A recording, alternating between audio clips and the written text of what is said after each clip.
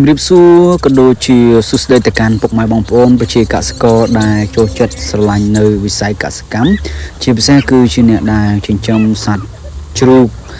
ជាលក្ខណៈគ្រួសារនៅតាមផ្ទះនៅតាមភូមិឃុំ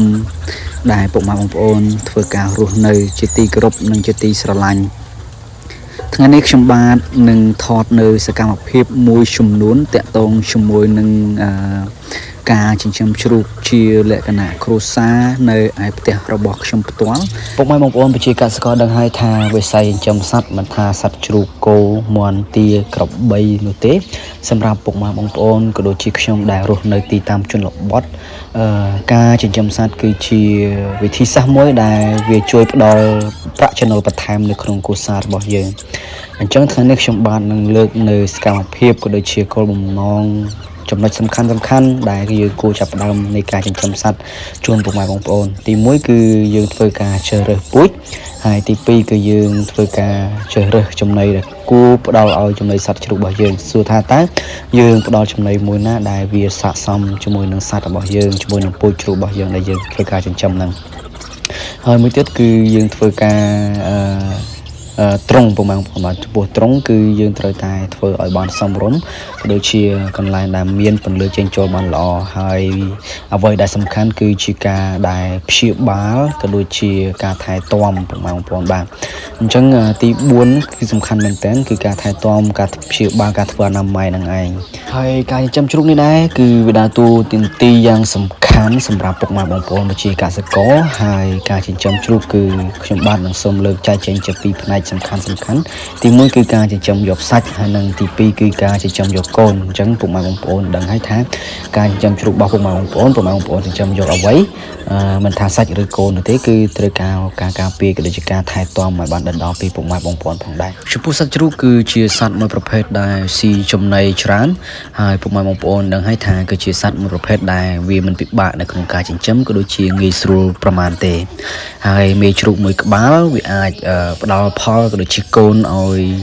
យើងមកវិញ8ទៅ12ក្បាលនៅក្នុងមួយសាហើយជ្រូកនៅក្នុងមួយឆ្នាំអាចដាក់ឈ្មោះបាន2សាហើយចំពោះជ្រូកសាច់វិញគឺយើងដឹងហើយថាចាប់ពីការចិញ្ចឹមកូនរហូតទៅដល់លក់គឺមានរយៈពេលពី4ទៅ5ខែទៅតាមកសិករដែលគាត់ចិញ្ចឹមអញ្ចឹង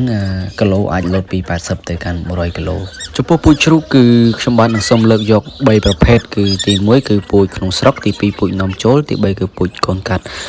ចំពោះពូជក្នុងស្រុកមានពូជជ្រូកកណ្ដុរជ្រូកកំពតជ្រូកដំរីដែលសពថ្ងៃគឺពុកម៉ែបងប្អូនប្រជាកសិករគឺភាគតិចណាស់នៅចិញ្ចឹមហើយទី2នេះគឺពូជនាំចូលគឺប្រភេទពូជចកសៀ Landtrack ក៏ដូចជាដោយ Rock ខ្ញុំបាទមើលឃើញថាប្រជាកសិករយើងភាគច្រើនគឺគាត់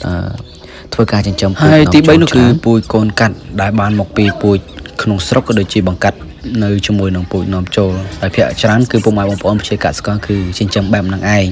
ដែលយើងនាំចូលមកគឺពូជវាកូនកាត់ជាមួយនឹងពូជក្នុងស្រុកគឺវាមិនសត់ប្រហែលទេដែលពូជនាំចូលពុកម៉ែបងប្អូនចិញ្ចឹមរាល់ថ្ងៃនេះឥឡូវយើងមកនិយាយអំពីគុណសម្បត្តិនៃការចិញ្ចឹមពូជក្នុងស្រុកទី1គឺស្រួលចិញ្ចឹមធន់ជាមួយនឹងអាកាសធាតុធន់ជាមួយនឹងជំងឺហើយការស៊ីចំណីវិញគឺវាមិនរើសទេហើយការរក្សាកូនគឺវារក្សាបានល្អចំពោះគុណវិបត្តិពូជនៅក្នុងស្រុកគឺជាប្រភេទជ្រូកដែលភាគច្រើនគឺខ្លាញ់ពុកម៉ែបងប្អូនដឹងហើយថាតើកាលណាជ្រូកយើងវាខ្លាញ់ឈ្មួញដែលជាអ្នកទិញគឺគាត់សាញមិនសូវជាចង់ទិញជ្រូកយើងប្រហែលទេហើយតម្លៃគឺតម្លាក់ខ្លាំងមែនទែនហើយការលូតលាស់របស់ជ្រូកយើងគឺមានសភាពយឺតអាចចិញ្ចឹមពី6ទៅ7ខែដើម្បីយើងបានលក់នៅក្នុងទម្ងន់80ទៅ100គីឡូហើយផ្ដាច់ដោះគឺនៅអាយុ2ខែទម្ងន់ខ្ទង់5ទៅ7ឥឡូវយើងមកនិយាយអំពីជ្រូកនាំចូលវិញម្ដងចំពោះពូជជ្រូកនាំចូលយើងដឹងហើយថាគុណសម្បត្តិរបស់វាគឺឆាប់ធំចិញ្ចឹមទៅឆាប់ធំហើយឆាប់បានលក់ដែលយើងចំណាយពេលនៅក្នុងការចិញ្ចឹមគឺរយៈពេលត្រឹមតែ4ទៅ5ខែគឺទម្ងន់របស់វាលោតទៅដល់90ទៅ100គីឡូក្រាមហើយអ្វីដែលសំខាន់គឺកូនរបស់វាគឺសាយកូនបានល្អហើយ វាអាចឲ្យយើងបាន10ទៅ12ក្បាលនៅក្នុងមួយសារីឯគុណវិបត្តិពូជនាំចូលវិញគឺមិនសូវធន់ជាមួយនឹងជំងឺក៏ដូចជាអាកាសធាតុនៅក្នុងស្រុកយើងប្រហែលទេហើយចំណីវិញគឺវារៀងរើសចំណីបន្តិចហើយចំពោះការថែទាំគឺយើងត្រូវការថែទាំឲ្យបានដិតដល់នៅក្នុងការធ្វើអនាម័យក៏ដូចជាការធ្វើវ៉ាក់សាំងឲ្យបានត្រឹមត្រូវបើមិនអញ្ចឹងទេគឺពុកម៉ែបងប្អូនច្បាស់ជាឡងឆុងហើយឥឡូវខ្ញុំបាទមកនិយាយអំពីការជ្រើសរើសពូជកូនជ្រូកយកទៅចិញ្ចឹមវិញសម្រាប់ចិញ្ចឹមយកសាច់មិនថាពុកម៉ែបងប្អូនទៅទិញពីកសិករឬក៏ទិញពីកសិដ្ឋានណាទេហើយខ្ញុំបាទសូមធ្វើការណែនាំនៅចំណុចសំខាន់ៗនៅក្នុងការជ្រើសរើសអញ្ចឹងពុកម៉ែបងប្អូនត្រូវជ្រើសរើសកូនជ្រូកដែលមានផ្លូវធំមូលល្អស្បែកសើមរោមទន់ហើយគល់កន្ទុយរបស់វាធំមានទម្ងន់មធ្យមពី12ទៅ15គីឡូក្រាមសូមពុកម៉ែបងប្អូនធ្វើការទិញពីកសិករឬក៏ពីកសិដ្ឋានដើម្បីមកចិញ្ចឹមយកសាច់ហើយយើងត្រូវជៀសវាងទិញកូនជ្រូកដែលក្រិនពោះធំស្បែកស្ងួតឬក៏គូតស្វិតអញ្ចឹងបើសិនជាពុកម៉ែបងប្អូនចេះមើលកូនជ្រូកគឺការទិញយកមកចិញ្ចឹមគឺច្បាស់ណាស់គឺវាប្រកាសជាងាយស្រួលនៅក្នុងការចិញ្ចឹមក៏ដូចជាការថែទាំហើយឆាប់បានទទួលបានផលផងដែរហើយបងប្អូនអាចមើលផែនកូនជ្រូករបស់ខ្ញុំបានវាមិនល្អខ្លាំងប្រមាណពេកទេប៉ុន្តែអាចមើលទៅគឺចិញ្ចឹមយកធ្វើជាសាច់បានឥឡូវយើងមកនិយាយពីចំណីរបស់ជ្រូកវិញគឺយើងធ្វើការជ្រើសរើសចំណីដែលមានប្រូតេអ៊ីនកាបូនហីដ្រាតសារធាតុរ៉ែហើយវីតាមីនហើយអ្វីដែលសំខាន់នោះគឺទឹកពុកម៉ែបងប្អូនបានអញ្ចឹងការចិញ្ចឹមសត្វអ្វីដែលមិនអាចខ្វះបានគឺទឹកហ្នឹងហើយតែកាលណាយើងមិនបានផ្ដល់ទឹកឲ្យបានគ្រប់គ្រាន់គឺច្បាស់ណាស់គឺអាជីវកម្មក៏ដូចជាការចិញ្ចឹមសត្វរបស់យើងច្បាស់ជាមិនអាចទៅមុខបានទេចំត្រង់វិញពុកម៉ែបងប្អូនអាចមើលគំរូត្រង់របស់ខ្ញុំបានវាមិនល្អខ្លាំងប្រមាណពេកទេក៏ប៉ុន្តែអាចទទួលយកបានដោយការរៀបចំត្រង់របស់ខ្ញុំគឺទី1គឺយើងឃើញហើយថាខាងតបល់ខាងលើគឺរៀបចំដាក់ជាស្លឹកមួយជាន់បន្ទាប់មកបានយើងវាយស័ង្កសីពីលើតែស្រុកខ្ញុំហៅថាយ៉ាងប៉ាន់ហ្នឹងឯងពុកម៉ែបងប្អូនបាទបើសិនជាយើងមិនបានដាក់ស្លឹកពីលើនោះទេប្រកាសណាស់គឺថ្ងៃក្តៅមកគឺ